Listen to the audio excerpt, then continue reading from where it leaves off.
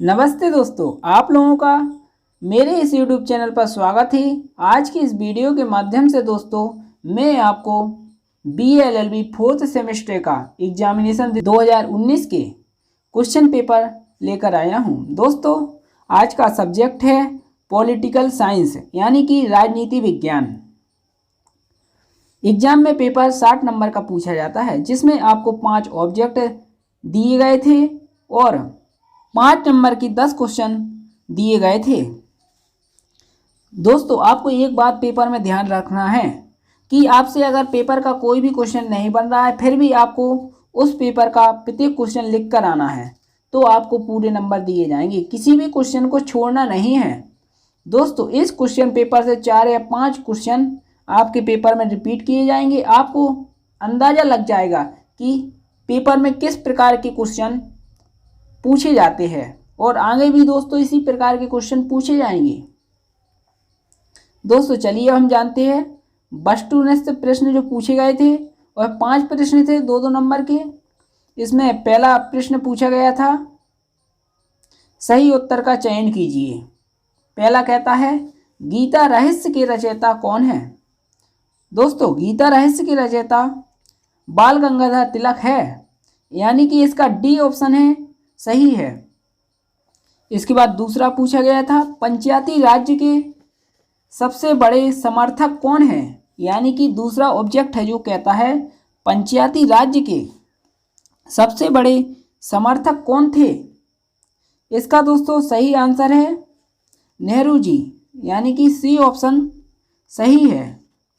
इसके बाद अगला तीसरा ऑब्जेक्ट पूछा गया था एग्जाम में, ब्रह्म समाज के संस्थापक कौन है।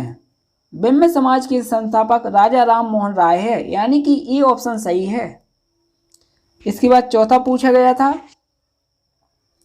भारत एक खोज के लेखक कौन है, यानी कि चौथा कहता है भारत एक खोज के राइटर कौन है। इसका दोस्तों जो ऑप्शन है वह डी नंबर है। इसके बाद दोस्तों चौथा पूछा गया था भारत एक खोज के लेखक है, यानी कि चौथा कहता है भारत एक खोज के लेखक कौन है। इसका डी ऑप्शन सही है, जवाहरलाल नेहरू। इसके बाद अगला पूछा गया था पांचवा, भारत में थियोसॉफिकल सोसाइटी की स्थापना किसने की।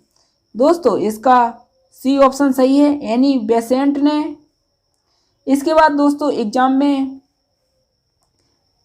5 नंबर के 10 क्वेश्चन पूछे गए थे।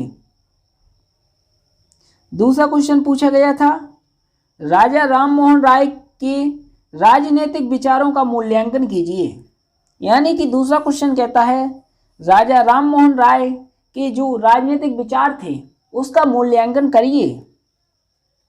इसके बाद तीसरा भी दोस्तों पूछा गया था लाला लाजपत राय के सामाजिक और राजनीतिक विचारों का मूल्यांकन कीजिए। इसके बाद दोस्तों तीसरे क्वेश्चन में आपसे पूछा गया था जो लाला लाजपत राय थे उनके क्या सामाजिक और राजनीतिक विचार थे समाज के लिए, उसका मूल्यांकन कीजिए।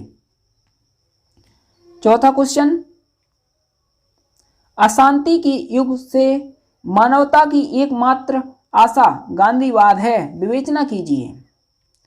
इसके बाद 5वां क्वेश्चन पूछा गया था एम.एन. राय के नव मानवतावाद का वर्णन कीजिए।